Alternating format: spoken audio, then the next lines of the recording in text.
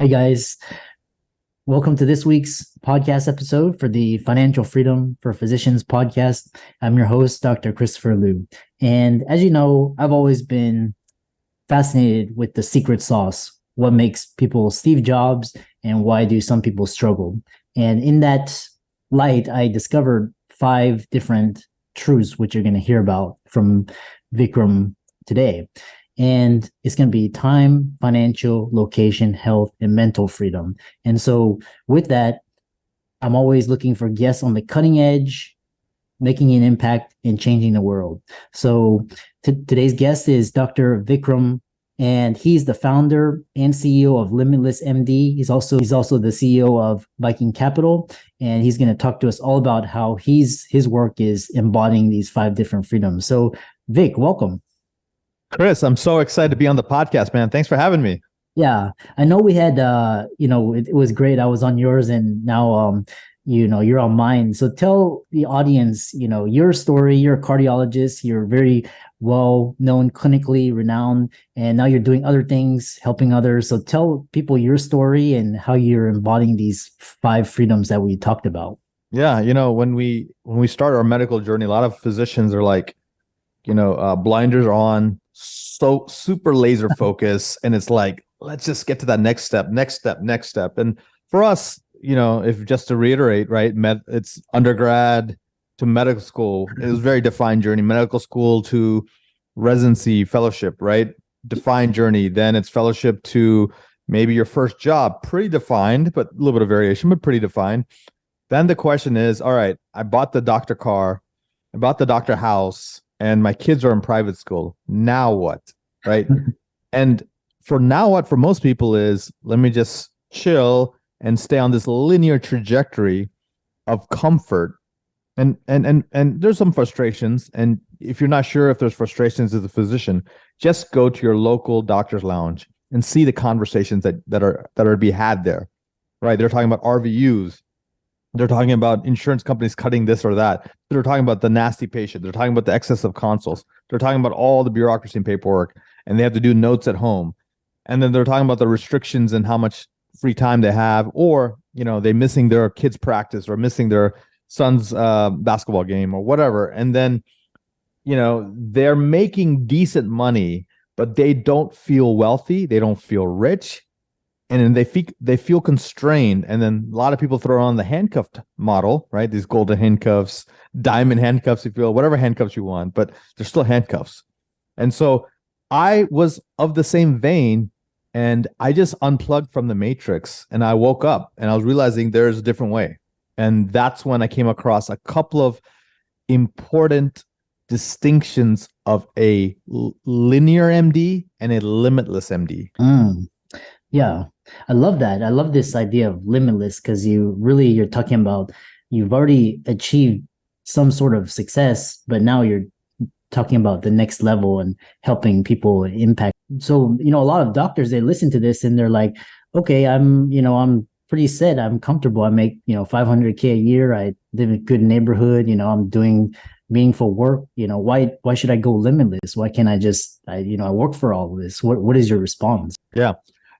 If you're asking that question, you're probably not right yet. You're not ready yet. And the reason is you have to have a level. And I'm not saying it because I'm challenging these people. I'm not saying it because I'm trying to be, smart or anything. I'm just saying you have to hit what do I call threshold, a level of frustration that few people in the world can understand. The reason is you have everything. You hit your goals. Your mom and dad are so proud of you. You're a physician. Your kids dress well. They're not nerds in the class. You get to drive nice cars. You take good vacations. You have a nice house. What more do you want? Why are you being selfish? And my answer to that is, I'm not being selfish, but am I being fully utilized in my life? Am I fully unfolding all my greatness, my epic possibilities, my legendary strengths? And to be honest with you, at some point things become autopilot, routine, habit, and this comfort kills you inside slowly. It's not a fast kill, it's a slow kill. And many physicians feel that in their late 30s and early 40s. And if you haven't felt this, then God, thank God that you're in the right space and keep doing what you're doing. But if you have felt it, don't deny it. Lean into this discomfort, because discomfort creates drive, it creates change, it creates possibilities, and it forces you to look out of what's going on and inward and outward. And so the thoughts that I had when I hit that wall was, I'm a cardiologist, I'm doing well, I'm having all these things, but like there's a ceiling on my income. There's also, I had to beg for vacations. I had to get coverage. I'm a grown man, 40-year-old man begging to take 2 weeks off a year. I help my group create so many different avenues of income, but I don't get a piece of any of that. I want to practice medicine the way I want. I'm tired of just pills and things. I want to try to do something integrative, something functional, something wellness oriented, but that's not the paradigm that my current practice is in.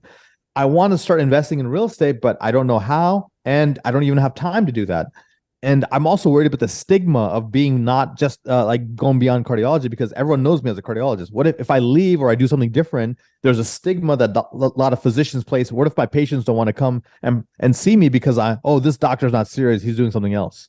And so there's all this languaging. And then my mom, who, it was her dream for me to become a physician and for me to walk away from an Asian parenting, dream to become an Asian parenting nightmare. That was something you have to rethink, right? So these are the things that were going in my mind. But here's what drove me. I want to be there for my kids. I don't want to be absentee dad.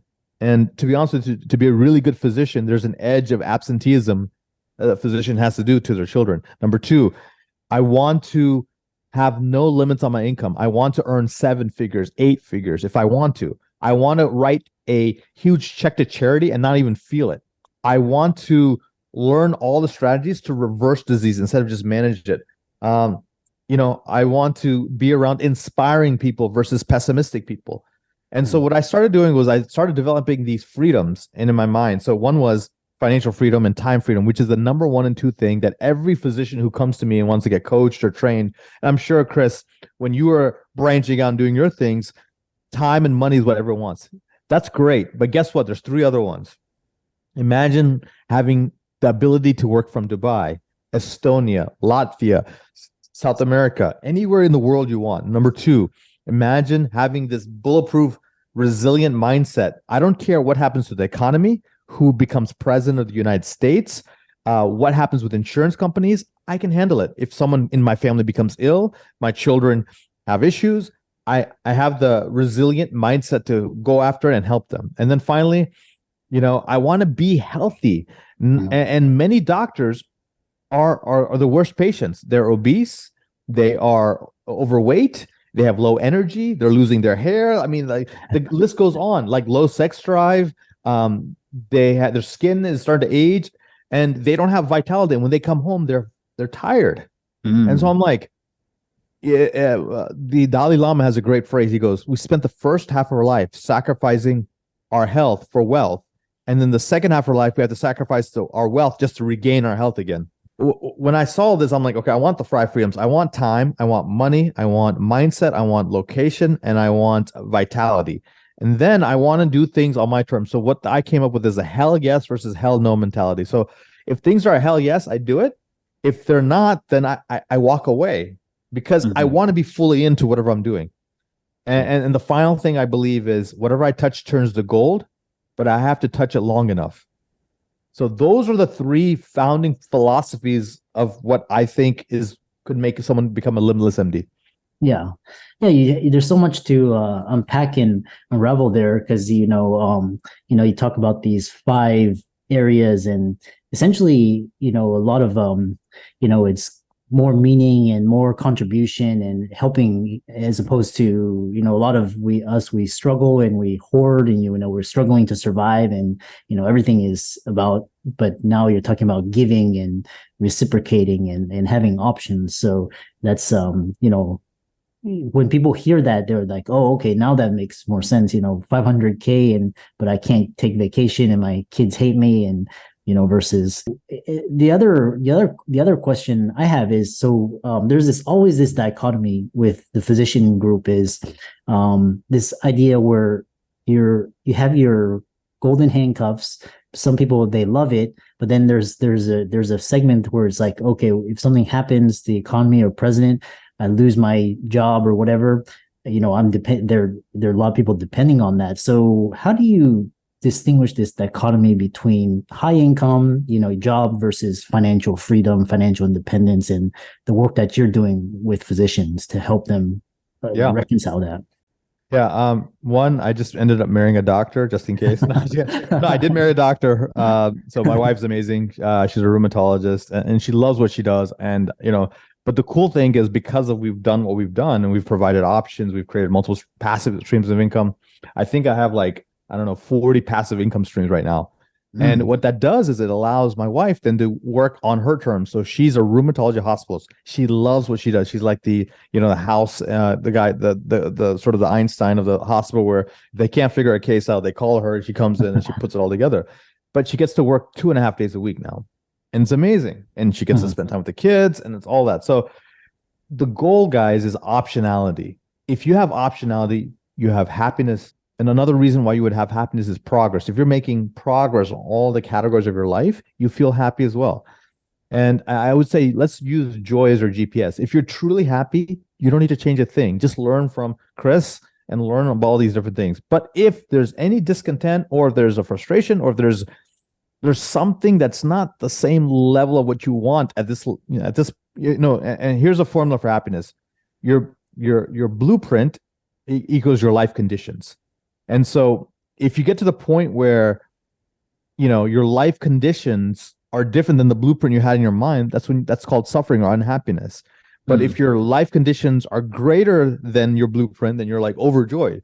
And so what I'm asking is look inside and find out what is the blueprint you expected at this stage of your life that what you wanted. And as long as your life conditions are not there, there's a gap. And that's where, and be excited about the gap because you had a gap, Chris, and that's what forced you to create all these amazing things and learn all these strategies and help all these people. Same thing with me. These gaps help us drive us forward. And so back to your point of, how do you play it safe as a physician, but still pursue your dreams? And I'm not a risk taker. I mitigate all risk. And so what I do is I always believe in asymmetric risk reward. And for those of you guys who listen to Chris's podcast, he talks about that a lot, where for every dollar we risk, we want to make $100 back. And so, yes, I'm a cardiologist, pretty good job. I could get a job anywhere in the country and it's a strong income stream. But guess what? If I take a risk and do something outside of cardiology, there's several ways to do it. Either cut down 1 day a week and try to do 4 days and then do that, which is what I did. Then I went down to 3 days and then I did something else. And then until I felt comfortable backing off completely. The other way is, look, take a risk for a year and have enough of a 6-month savings, to take care of all your typical expenses and take that risk. And worst case scenario, you will go back and become a cardiologist or oncologist or a nephrologist or whatever it is. Being a physician, you have a superpower that very few professions have. You're always employable and you can make a mid 6-figure income for the rest of your life, no matter what. Yeah, that's so well said. So let's shift from kind of your core thesis into the work that you're doing. You created Limitless MD. You're speaking. You're coding, and you have you're CEO of Viking Capital. So tell how you created time freedom for yourself, location freedom, health freedom, and now you're giving back. So talk about that work. So I wanted to first figure out like, hey, look, all my income is coming from medical W-2, which is great. But if something happens, if I choose to take time off or, I get disabled, something, I just didn't want all my eggs in one basket. So I learned real estate, started single family homes, quickly moved because there's a concept called LGS, leverage, growth, and scale. You need to figure out whatever you're doing, see if you can learn to scale it because the more people you help, the more value add, obviously, the more returns you can get. So then I moved to multifamily. Yeah, instead of helping one family own a home or rent it from us, let me help a community, right? 200 families, right? So when you buy a 200 unit property, you're helping 200 families. So I thought differently. Instead of like, oh, how much do I make for my 200 doors I'm buying? I don't call it doors. I call it 200 families.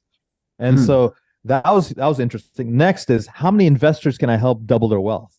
And so now, physician, I was surrounded by an interesting group of people. You may know them, guys, listening to the podcast. They're a group of people who are highly smart, highly intelligent, but sometimes their financial IQ may not be as robust as their intellectual IQ. They're also known as doctors, right? And so I was one of them. So I had to learn a ton. I had to understand all these things. And then when I started doing it, I was like, hey, anyone else interested? And one thing led to another. And now we're one of the most respected, I think, physician investment firms out there, where we're for doctors sort of by doctors, if you will. And myself and my partner Ravi, we're both physicians, and we're trying to help create financial freedom for physicians all over the country. And it's amazing because we're one of the few firms that really educate first. We're like, hey, don't even invest with us. Learn, go through our courses, go through our knowledge, make sure this makes sense for you. And even if it's someone else's deal, run it by us. We can give you the pros and cons, because as Kiyosaki says, it's not the investment that's risky, it's the investor, and it's due to lack of education. And so, we did a great job with our medical education. Financial education, not so much. And so that's why we as physicians have to take it upon ourselves to learn. And so now we have these multifamily opportunities where we do something called syndications, where we raise capital from a group of people. We put our own money and we buy these apartments. And it's a very simple concept, because I can explain it to my 10-year-old. And that's why I know, I can wrap my head around it. So I feel comfortable. If you don't understand something, please do not ever invest in it. Okay. That's a Warren Buffett rule, number one. So all we do is buy these apartment complexes that are already cash flowing. We infuse capital. We have a business plan, and we do what we call forced appreciation. The property goes up in value. On top of that, we buy in good areas of the country where there's already a natural trend of more people moving in, jobs, growth. And so that's called organic appreciation. So between forced, us doing the business plan, organic, we really achieve a good return. So you can expect a 1.8 to 2x multiple on your money. And for a lot of physicians out there, they're also looking for the tax benefits. So that makes sense. And then during the pandemic, I came across another thing, Chris. I was like, so many people were like, actually, for the first time, their medical situation was getting challenged. And this has never happened before, right? Surgical centers were closed. People who were doing surgeries, optional, like elective surgeries or elective procedures, where they were not having the volume. And it was the first time where physicians said, hey, my job is not as safe as I thought it was, right? And so I started being getting approached. Hey, can you help me? I noticed you're doing a lot of things outside of medicine. Like, what's going on? So I was on the phone for hours and hours just helping people. And then someone told me, hey, dude, when did you start coaching? I'm like, what? I'm like, what you're doing is coaching, right? I was like, I guess I was just trying to help people, man. And so this mentorship and coaching sort of came just out of accident. And there's two concepts, Chris, that I love to share with the listeners. If something is easy and lucrative and fun, which I call ELF, easy, lucrative, and fun, you got to lean into it, because it's sort of why you're here on this earth. It's your ikigai, right? You're probably good at it. You have a skill set for it. The world needs it, and you can get paid for it, right? Those are the four concepts of ikigai, or the Japanese concept of your reason for being. And so that's when things are effortless. And then when things are hard, like you're doing something that's not in your skill set, you're not that interested in it, you're not willing to spend the time, energy, perhaps the world doesn't need it, and you may not get paid for it. That's called hard, annoying, lame, and frustrating. Okay. I leaned into the coaching because it was just almost easy and effortless. The real estate became easy and effortless. And then the medical stuff, I love what I was doing, but I remembered it didn't give me all five of my freedoms, because I was physically stuck in a location, in a clinic. I couldn't go travel. I couldn't speak at conferences. I couldn't do whatever I wanted. And so, now, knock on wood, we've been able to, Chris, for the last couple of years, I've been spending a month every year in a different country with my family. Nice. And so this is the power of achieving these freedoms. Yeah. We're coming to the end. So, what are some resources, YouTube channels, podcasts, books that you would recommend, and how can people contact you, follow you, reach out to you on social media? Yeah, absolutely. So my website is vikramraya.com. And that's a good place to reach out to me. And if I have a ton of free resources on my website there, and I have a podcast called the Limitless MD podcast, which, Chris, you're one of the top guests on. So congratulations. And then I also have a YouTube channel, and it's just my name, Vikram Raya, on YouTube. And again, my goal is to provide a ton of free content, a ton of free value. And if you're interested in learning more, just please reach out to us. But guys, all I'm asking is this: this year, decide how do you want to transition from becoming a linear MD to becoming a limitless one. Yeah. Excellent conversation. I really love this idea of wanting more and just contributing more. And you have the tools and resources. It just takes that shift. Be sure to check out Vic's resources. They'll be in the links and show notes. And thanks so much for coming onto the podcast. Thanks, Chris.